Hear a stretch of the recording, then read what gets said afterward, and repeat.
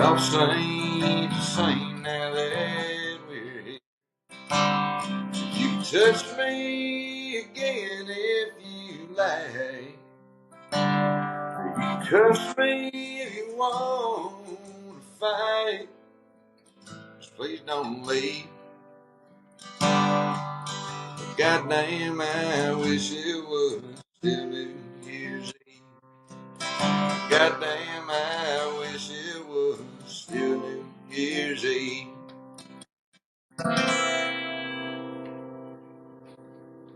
Today I got Cory Cross. How are we doing today, brother? Doing good. Yeah, I heard about your brother Chris, what he did to applesauce. Uh, I hate to hear it, man, but Yeah, it we takes love some it. skill to cross applesauce. So, We love it. no, I'm kidding. You do sound, dude. You could be a magician. Like you could do. I think you should start adding magic to your shows because if Cory Cross was on a board, Yeah. I believe that you were about to do some like hoodoo voodoo type crazy magic on us, man. Well, I used to be obsessed with magic. When I was in like third grade, I checked out like so many magic books. I was into like magic and alchemy and just a weird little dude. I still know how to do a few like card tricks. Weird. That's normal. That's a normal thing to be as a child. I know one really good card trick. It's pretty impressive. I used to do it in jail, and that was like my thing. That's like how I won over people, like in jail, is I would do these card tricks, and I'd have these dudes like tattooed all over their faces and just like hardcore dudes, and they'd be like, "Yo!" like running around the day room. That's a clip. Yeah, I did not expect it to be this early, but I love that, dude.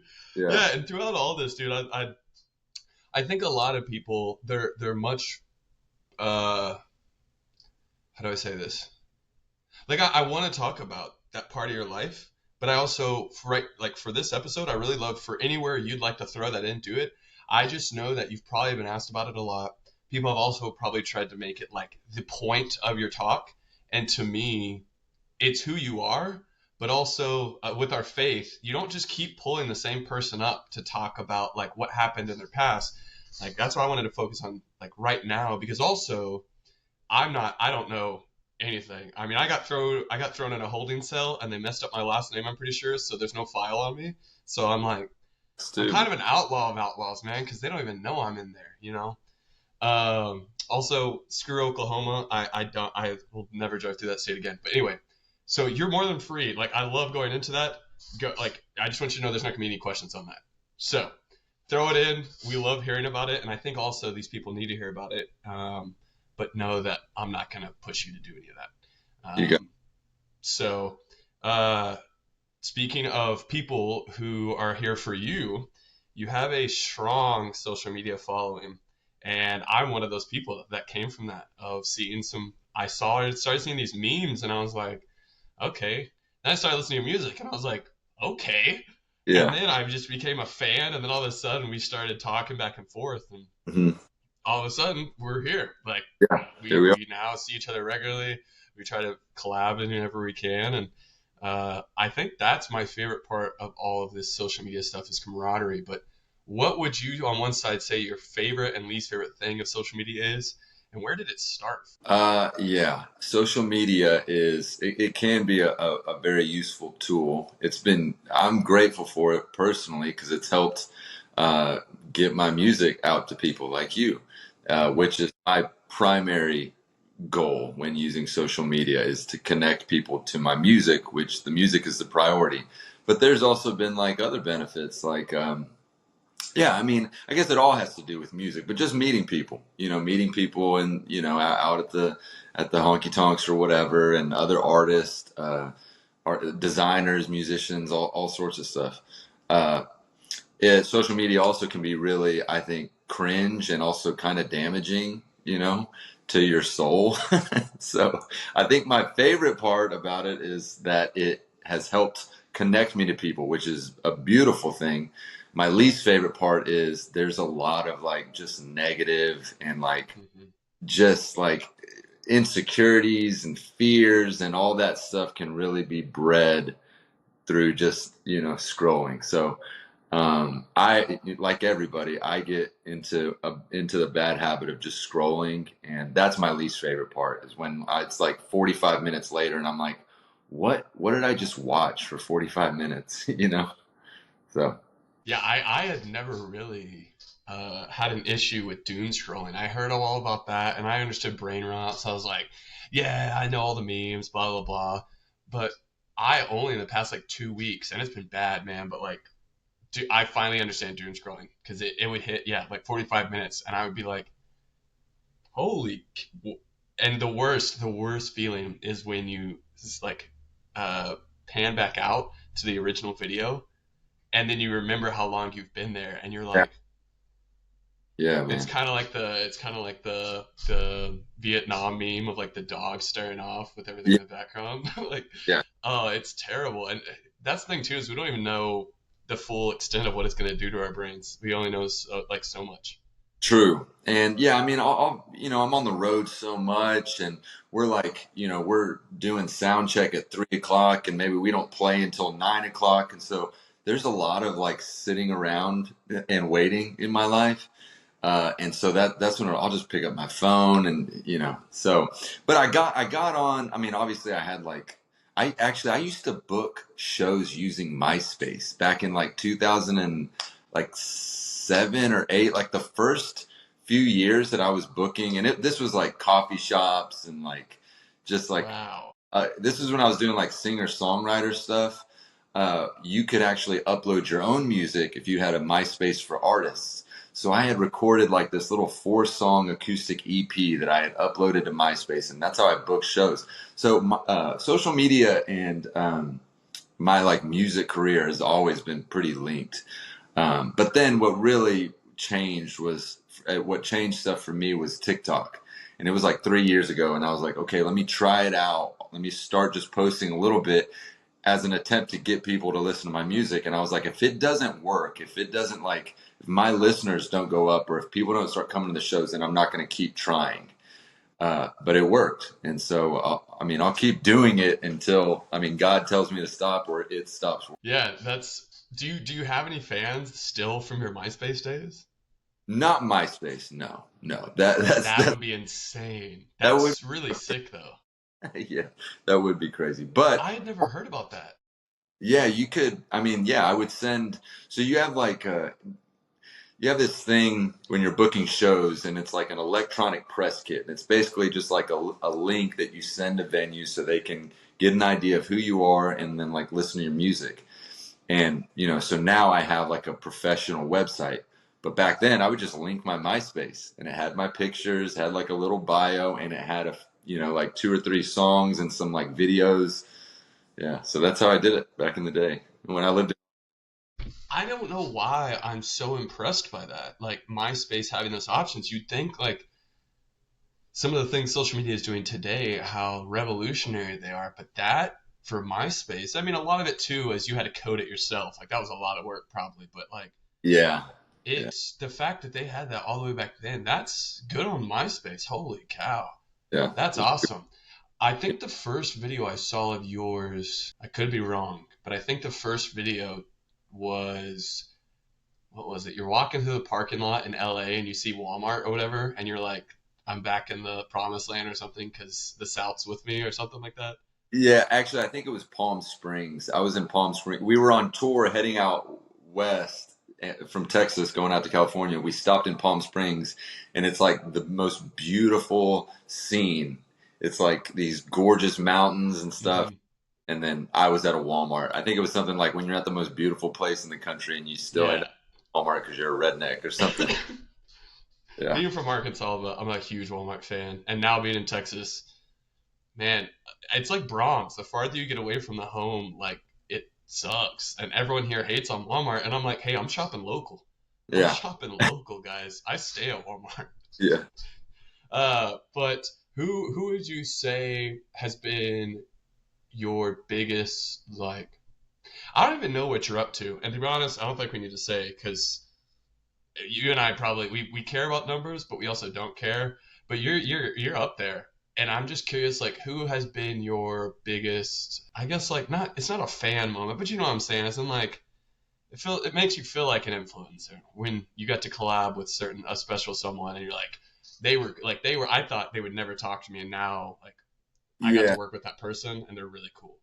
yeah, I get, I think yeah, I understand the question.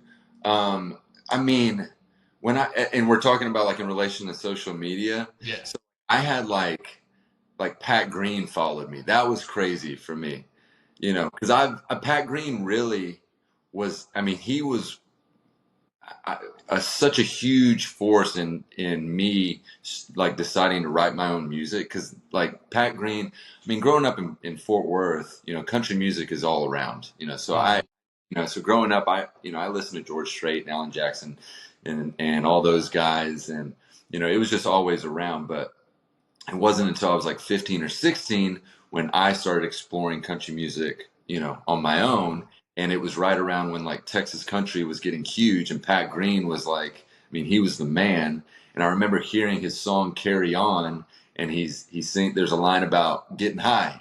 And I'm 16 and I love getting high. And so I was like, wait, you can listen to country music and you can get high. This is so cool. And so I started listening to Pat Green, and you know, hearing him sing about like Towns Van Zandt and Guy Clark, that got me into like those guys, and then Robert O'Keefe and all that stuff. And so Pat Green was really like, I mean, he was the door for me. And so seeing him follow me and liking some of my videos, and I got to open for him, a few months ago. That was crazy. So that was a cool moment that happened kind of on social media.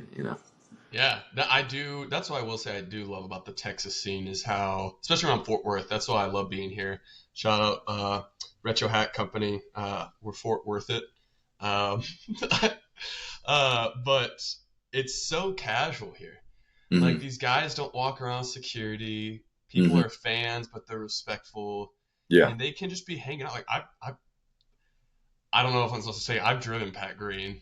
One of my buddies, his luxury driving service. I did like maintenance, marketing, and sometimes I drive. And some of the early ones, no one else would want to do, and I would pick it up so that we could maintain. And also, if there was like specific guest they wanted to take really good care of, I got called, and so like I would wake up early and I'd drive. I also drove his guitarist to the airport, and it was cool just to like.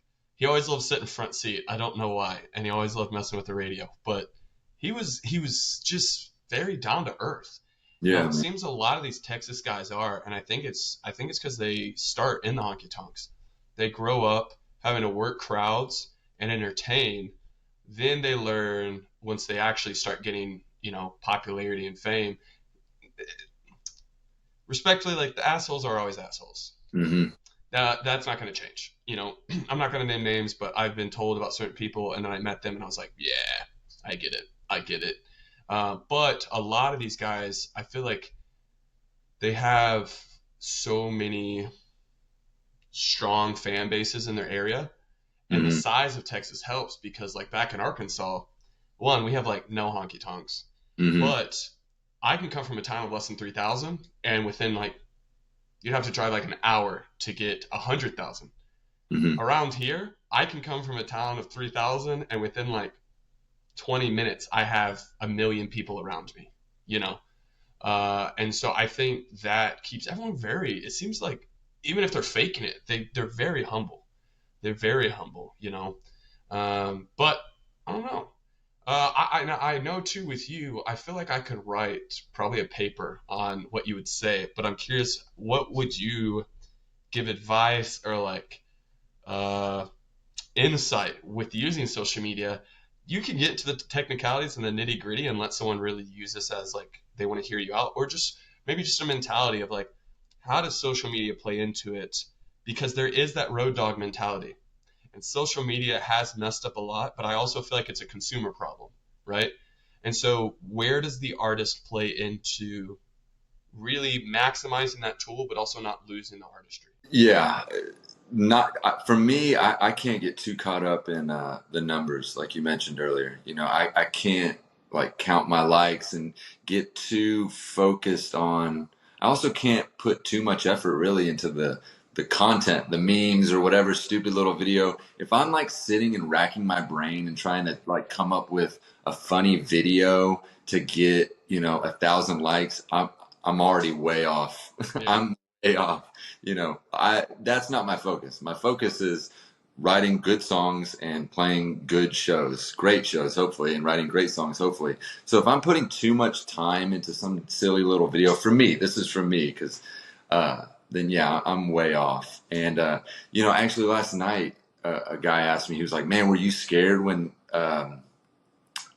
they said they were going to ban TikTok?" And I was like, no, honestly, no, because it was just like, if it's not there, it's just not there. I'm not going to use it. So also just like holding on loosely to social media. It's cool and it can work, but it's not the end all be all. The end all be all is the song, and it's the show. Those two things are, so you also can't skip those steps, like you can't write your first song and then, I mean, because guys go viral off their first song all the time, but my advice is to don't skip the steps. Write a bunch of bad songs for a year, play those bad songs in venues for a year, and then start writing better songs. And then, and just focus on writing, focus on the craft. And then, hold on to social media loosely. Like if it works, it works. Also, just like having your own voice. Don't try and mimic some maybe content creators that are huge, because people can see through that. People can recognize authenticity. They also can recognize when you're like trying way too hard. I've had to delete videos because I went back and watched and I was like, dude, you're trying way too hard with this. Yeah. Yeah, I feel like not that, but I definitely feel like I look at some of my content too, and I realize I'm like, who are you fighting? Like, Yeah. what point? Like, I understand your point, but this is not the place. Like, you really thought you were saying something, and yeah, I just go back and delete it. Um, but I definitely, yeah, that's a really good point too, because I wasn't worried about TikTok either. To be honest, I deleted my app the night of, and I haven't re-downloaded it, so my account's still there. But Hmm. I just TikTok, I will say on the one side too is I don't like the algorithm. Hmm. It's too viral based to where like either like your own people following you can't even see your content. So Right. I'm just like, what's the point of having all this? It does help again explode. Like if you have a really good video, great. But then after that, you're not promised to stay in contact with your fans. So it's Yeah. like the only reason you do that is to flex on other people. To be honest, dude, that's been one of my worst parts. Is you've probably had folks say it too, but they're like, "Man, what's it feel like to have that many followers?" And I'm like, it doesn't matter. I would literally delete my social media right now. If there Hmm. was, honestly, I'm not gonna say like there doesn't have to be something in return, but if someone was like, "Hey, I will get you this brand deal if you delete this," I'm like, "See ya, bye. I don't care." Like it's not holding on to it there. I think you use it right. Of it's social media, not like social supplement. It Hmm. doesn't make up for any bad skills you have as an artist or bad social skills you have. You still have to be a human. And also, if you're not working outside of it, what are you providing on social media? Hmm. You're just producing a false image. And Yeah. I also think it's very important, like you said, to write some bad songs. If your first song goes viral, cool, great. Honestly, props to you. But also, too many guys think that's their sound. Hmm. And they're not really artists, like you said. They kind of just repeat it because it's what went popular, and it's like you've never handled rejection, Yeah. and I think that's kind of what you were looking at. It's like you got to have a crowd that doesn't work with you very well. You Yeah. got to be able to handle that, so that then when you are trying to share a message that might not be received initially, that's how those grades. I mean, that's how half of like Bob Dylan's songs got popular. Hmm. It's because he would say something super not controversial in a sense, but just kind of like middle fingers to you, and Hmm. everyone was like, "Whoa, okay, hold up." And then they're like, "Wait a second," and the next thing you know, it's an anthem for people. But he had to be able to handle that rejection, and if you're not playing bad shows, you Yeah. can't handle that. Yeah, dude. And so I don't know. I feel like too many people don't have their voice. But again, is that anything new? With our faith, like nothing new is under the sun. So I'm curious too, in like 20 years, when studies come out showing, especially with music, of how artists in the 80s and artists today, like what was the same and what was different, and how did social media apply to that stuff? Hmm. Um, But you were talking. I want to point it back to you. You were talking about Pat Green growing up, and I would love to hear more though about growing up and how finding Towns Van Zandt affected you, and where was growing up for you? Was that around Denton? Come on. Okay, so grew up in Fort Worth, um, and then take it from there. Like what big milestones do you see in like your upbringing and schooling, and then also those hobbies you had? Like Hmm. where do you see that you still take pride? Maybe not in who you were then, but Hmm. the things that those formed you. They're important, Yeah. you know. Well, I grew up in the church, so that was really important, especially as far as music, performing in front of people. My dad was a pastor, and my uncle was the youth pastor. My other uncle played bass on the worship team. My Mm. grandfather was a pastor. He went to the church as well. And so I started playing drums on the worship team. And so, you know, just being on a stage, playing music, interacting with people, with other musicians, musically learning that early on, but then also like developing like a rebellious sort of spirit, so that was the music that I was attracted to, was the music that reflected that sort of rebellion that I felt inside, Hmm. classic like pastor's kid. And yeah, and so it was like hip hop and like punk rock for a long time. And then when I was like 16, it was like 15 or 16, my group of friends, we all kind of, I don't even know how we decided, but we all decided we were going to go back to our roots. That's how we described it. It was basically just like throwing away our skateboard shoes and getting some like, boots and Wranglers. And we all of our like, a lot of us drove trucks. Like that was our first vehicles. And we all were like dipping Copenhagen, but we all like did it like at the same time. I don't know why. But it was cool. And so then we all started like listening to country music, and it was like Texas country. And it was such a cool, like, it was such a cool union, because I loved, I've always loved like my grandparents and family, and, Hmm. being outside. And so all that. And so country music has like a lot of those values, like family values, and, being outdoors and all that. But then it also has that rebellious spirit, which I didn't necessarily know about until I was like 16 and 17. And I found Pat Green singing about getting high. And then I heard like Cross Canadian Ragweed, and they had like crunchy, distorted guitars. And then I started like listening to Towns Van Zandt, and it's like, oh, he was like a crazy rock star kind of. And so, it was such a cool, yeah, it was a cool way of like two things coming together. And yeah, I started writing. I think I wrote my first song when I was like 16. The first song I learned on guitar, I think, was Willie Nelson. My heroes have always been cowboys. And yeah, I was just obsessed with it. Like, and at first it was like kind of singer songwriter, like, but with some country flair. I don't know.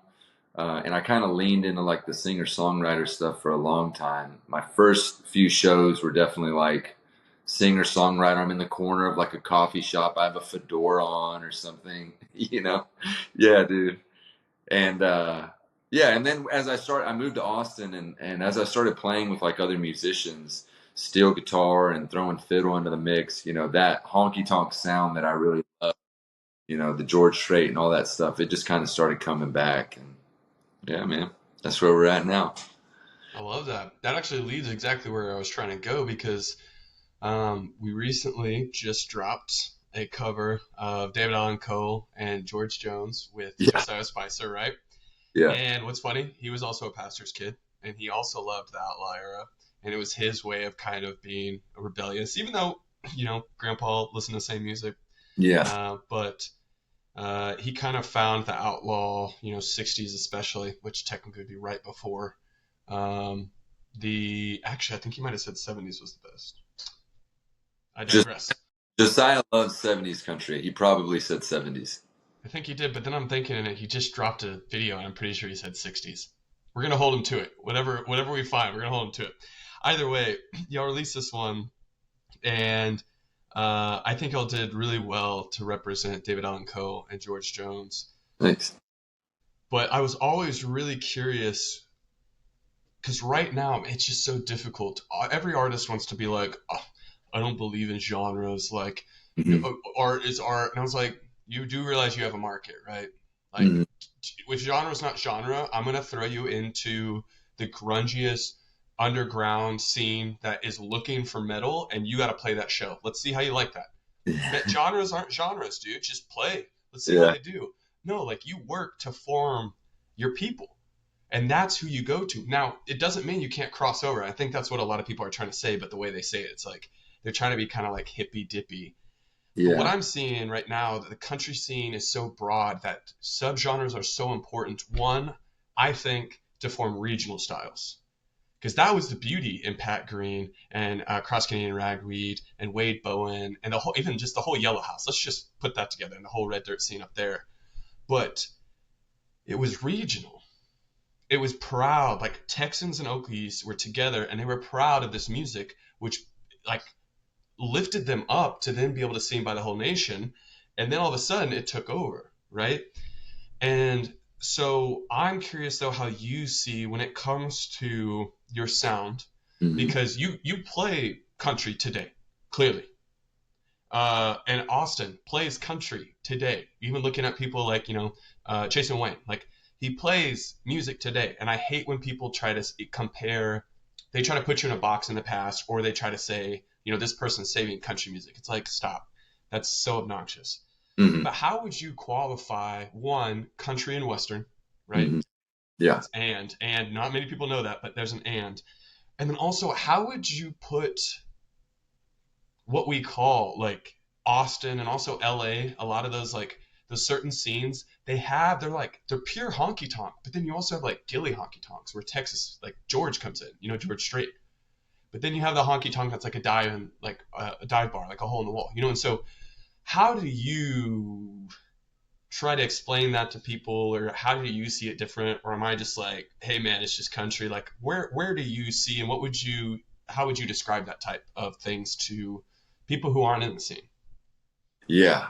I love talking about this. That's one of the things that I do love about country music so much is it's very regional and it's very nuanced. I mean, Buck Owens' way of playing guitar is so identifiable, and that influenced the Bakersfield sound, which is it's Bakersfield. It's if you grew up in Bakersfield, and you're playing country guitar, that's going to be your influence.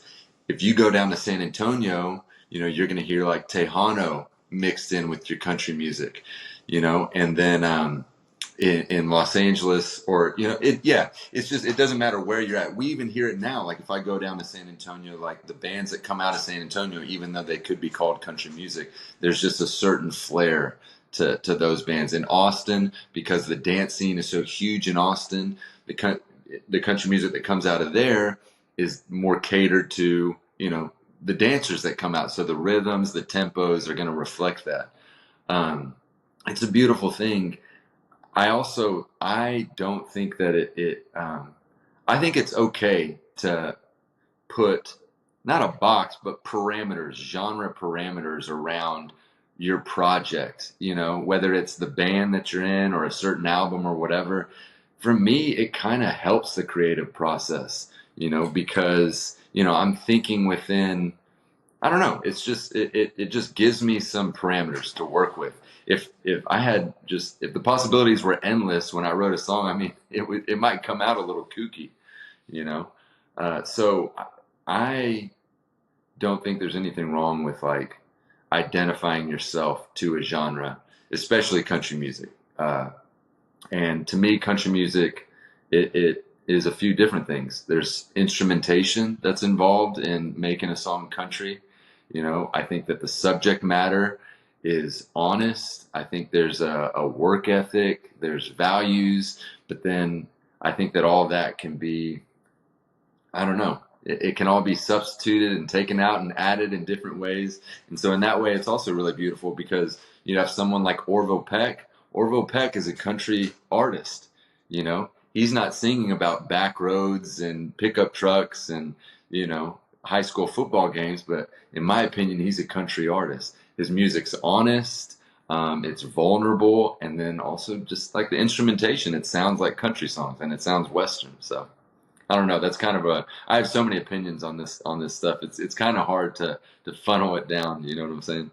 Yeah, I completely get that. And that's it's always difficult that way, but I think it's kind of wild to me to watch people who are so about, I'm not going to say virtue signaling, but they're so about welcoming other people that Hmm. they would discredit the people from the past. With Bakersfield, like the history of Bakersfield is Arkansas, Oklahoma, Texas, and Louisiana in the Great Depression, ending up in California, bringing Yeah. that music with them. I mean, even the start of country was Western Africa, Hawaiian, and Irish together, giving us the banjo, the steel guitar, and the fiddle.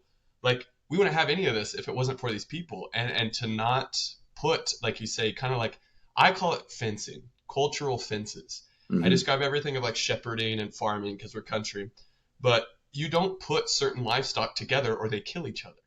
Yeah. And that's not to say one is more important than the other too. That's a big thing we're not trying to do, but it's a fact of giving space and a creative space to a certain genre, like subgenre, is important because, like you said, it helps the creative process. It helps them also find other artists, and it helps them find their scene. Then from there, inside of those restrictions, they actually, the beautiful thing is they learn how to break them. They Yeah. learn how to truly evolve the genre because then they say, I love representing Buck Owens, but I'm not a Buck Owens impersonator. I play like him, but you know what? I also know that this is what makes this Bakersfield sound now. So I'm going to take this and I'm going to add in some of my past. And that was also what Buck Owens actually did. Speaking on the Bakersfield sound, was he added in the Baja like influences that they had out there, and it worked perfectly.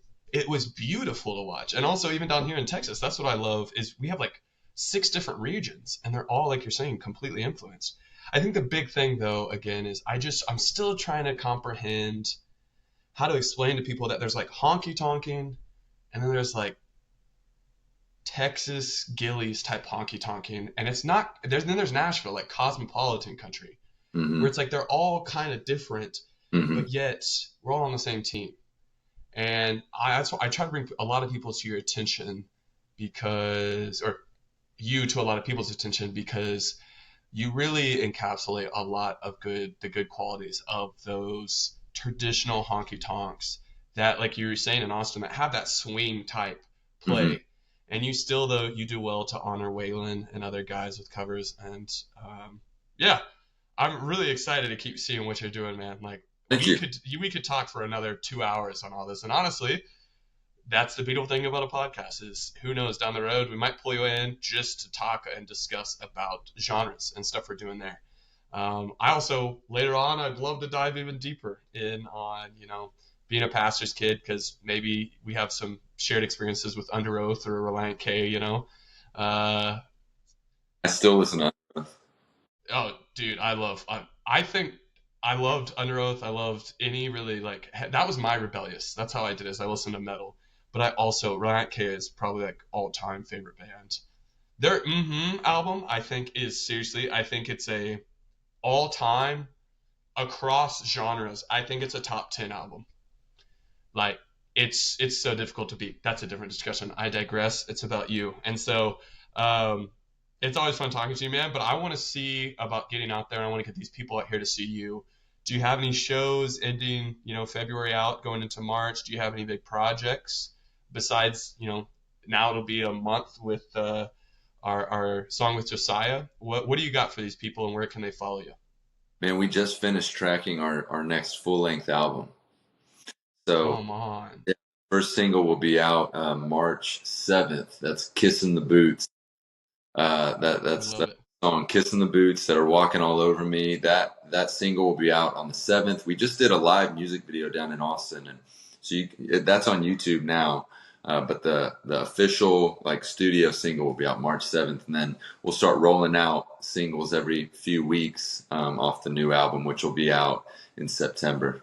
But yeah, and we play. I mean, we just rolled in hot from Austin like an hour ago. So we were down there this weekend. I mean, we're playing 3 or 4 shows a week. So yeah, And also shout out Pearls. You had a great music video there. We Oh yeah, always love Madam Pearls on the yards. yeah, What social media can they follow you on, or that website you were talking about?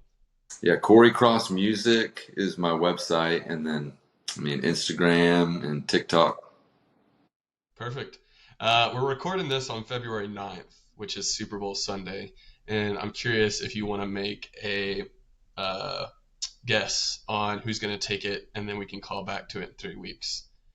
I have not. I mean, I watched a little bit of the Chiefs because my drummer is a Chiefs fan, but I don't really have. I mean, I'm not knowledgeable enough to make any predictions. I do think that Kendrick Lamar is going to bring out Lil Wayne, and me and my wife, she's from Louisiana. We're hoping that he brings out Boosie too. So I'm really hoping that those predictions come true. That's a prediction we care about. I'm pretty sure Lil Wayne's going to have something going on. So. Yeah, he came out of nowhere with that commercial. We would love to see that happen, but we'll keep that in mind and we'll call it back if it happens.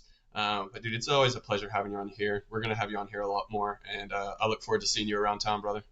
All right, man. Thanks.